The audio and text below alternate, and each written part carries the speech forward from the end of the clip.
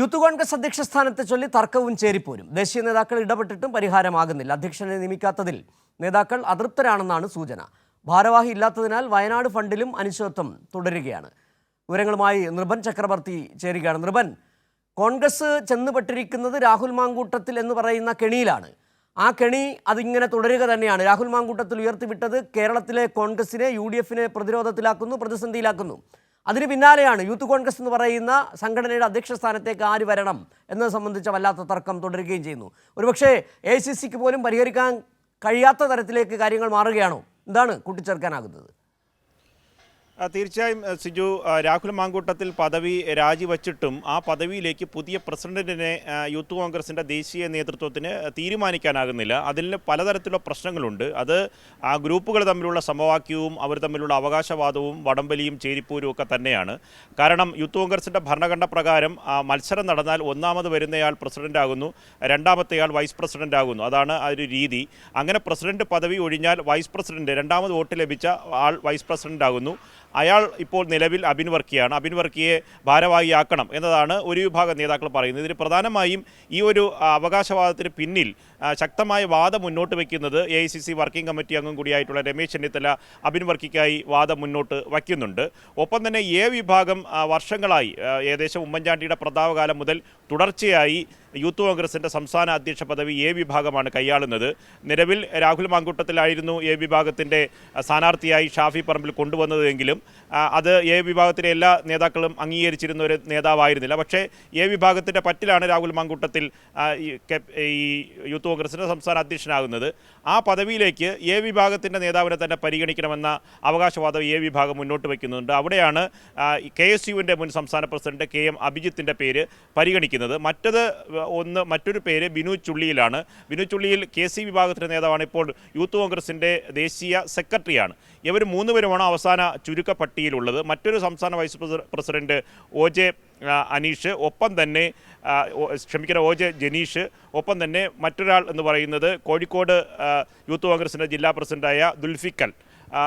ഈ 5 പേരുകളുണ്ട്. അതിന് 3 പേരുകൾ ഏറ്റവും ശക്തമായി നിലനിൽക്കുന്നുണ്ട്. ഇതിൽ KC വേണുഗോപാൽ ബിനു ചുള്ളിയലിന് വേണ്ടി അവകാശവാദം ഉന്നയിക്കുകയോ സമ്മർദ്ദം ചെലുത്തുകയോ ചെയ്താൽ ഒരു മാറ്റമുണ്ടാകും. അല്ല എങ്കിൽ അബിൻ വർക്കിയോ KM അഭിജിത്തോ വരാനാണ് സാധ്യത. ഇപ്പോൾ വിഭാഗം ഈ തർക്കം രൂക്ഷമായപ്പോൾ മുന്നോട്ട് വെച്ചിട്ടുള്ളൊരു ഫോർമുല എന്ന് പറയുന്നത് മറ്റ് 2 പേരും, ബിനു ചുള്ളിയിലും ഒപ്പം തന്നെ അബിൻ വർക്കിയും യൂത്ത് കോൺഗ്രസിൻ്റെ ദേശീയ ജനറൽ സെക്രട്ടറിയായി പരിഗണിക്കുക, KM അഭിജിത്തിനെ സംസ്ഥാന പ്രസിഡന്റായി പരിഗണിക്കണം എന്ന ഒരു നിർദ്ദേശം മുന്നോട്ട് വെച്ചിട്ടുണ്ട്. ഇതിനോട് KC വിഭാഗവും ഒപ്പം തന്നെ രമേശ് ചെന്നിത്തലയും മനസ്സ് തുറന്നിട്ടില്ല.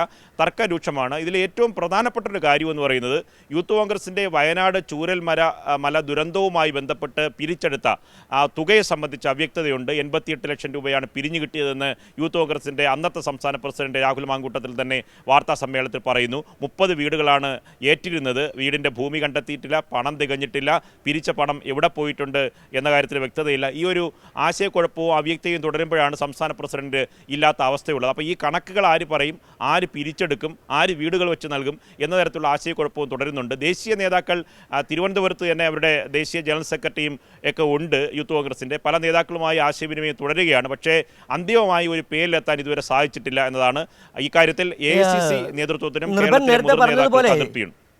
നിർഭൻ നേരത്തെ പറഞ്ഞ പോലെ ചെന്നിത്തലയ്ക്ക് താല്പര്യം അബിൻ വർക്കിയാണ്. ഈ അഭിജിത്തിൻ്റെ പേര് നേരത്തെ തന്നെ രാഹുൽ മാങ്കൂട്ടത്തിൽ അധ്യക്ഷനാകുന്ന ആ വ്യാജ ആരോപണം ഉയർന്ന കാലഘട്ടത്തിൽ തന്നെ അഭിജിത്തിൻ്റെ പേര് ഉയർന്നു വന്നതാണ്. അഭിജിത്തിനെ അടക്കം വെട്ടിക്കൊണ്ടാണ് രാഹുൽ മാങ്കൂട്ടത്തിലിനെ സതീശനും ഷാഫി പറമ്പിലും ചേർന്ന് യൂത്ത് കോൺഗ്രസ് സംസ്ഥാന അധ്യക്ഷനാക്കുകയും ചെയ്തത്. സ്വാഭാവികമായും അഭിജിത്തിനെ തഴഞ്ഞു എന്ന് കരുതുന്ന വലിയൊരു വിഭാഗമുണ്ട്. അതുകൊണ്ട് തന്നെ അഭിജിത്തിന് കൊടുക്കണമെന്ന് താഴെത്തട്ടിൽ നേതാക്കൾക്ക് മാത്രമല്ല, ഗ്രൂപ്പ് നേതാക്കൾക്ക് മാത്രമല്ല, താഴെത്തട്ടിൽ അങ്ങനെ ഒരു അഭിപ്രായമുണ്ട് താനും. പക്ഷേ അബിൻ വർക്കി ഇപ്പോൾ ഈ സോഷ്യൽ മീഡിയയിലൊക്കെ തന്നെ രാഹുൽ മാങ്കൂട്ടത്തിനെ പോലെ തന്നെ ചാനലുകളിലൊക്കെ നിരന്തരം നിറഞ്ഞു നിൽക്കുന്ന ഒരാൾ കൂടിയാണ്. ചെന്നിത്തലയ്ക്ക് താല്പര്യവും അബിൻ വർക്കിയുമാണ്. അപ്പോൾ തന്നെ അഭിജിത്തിനോ അബിൻ വർക്കിക്കോ, എനിക്ക് തോന്നുന്നു അവസാന പട്ടിക എന്ന് പറയുമ്പോൾ അഭിജിത്ത് അല്ലെങ്കിൽ അബിൻ വർക്കി, ഇവർ 2 പേരിൽ ആര് എന്നുള്ളതിലേക്ക് വരുമ്പോൾ ആർക്കാണ് സാധ്യത കൂടുതൽ? നിലവിലുള്ള യൂത്ത് കോൺഗ്രസിൻ്റെ ഭരണഘടനാപരമായിട്ടാണ് അതിനാണ് അഡ്വാൻറ്റേജ് ലഭിക്കുന്നത്. യൂത്ത് കോൺഗ്രസിൻ്റെ ദേശീയ നേതൃത്വം ആ നിലപാടിനൊപ്പമാണ് നിൽക്കുന്നതെങ്കിൽ രമേശ് ചെന്നിത്തലയുടെ വാദം അംഗീകരിക്കാൻ സാധ്യതയുണ്ട്. അബിൻ വർക്കിയിലേക്ക് യൂത്ത് കോൺഗ്രസിൻ്റെ സംസ്ഥാന അധ്യക്ഷ പദവി വരും. മറ്റൊന്ന്, ഉമ്മൻചാണ്ടി അന്ന് അവസാന കാലത്ത് അദ്ദേഹത്തിന് രോഗാതുരമായി ആശുപത്രിയിൽ ചികിത്സയിൽ കഴിയുമ്പോൾ അദ്ദേഹം നൽകിയ ഒരു പേരുണ്ട്. അത് JS അഖിലാണ്. അന്ന് യൂത്ത് കോൺഗ്രസിൻ്റെ സംസ്ഥാന ഭാരവാഹിയായിരുന്നു അദ്ദേഹം. രണ്ടാമത് ഇപ്പോൾ യൂത്ത് കോൺഗ്രസ് രംഗത്തില്ല.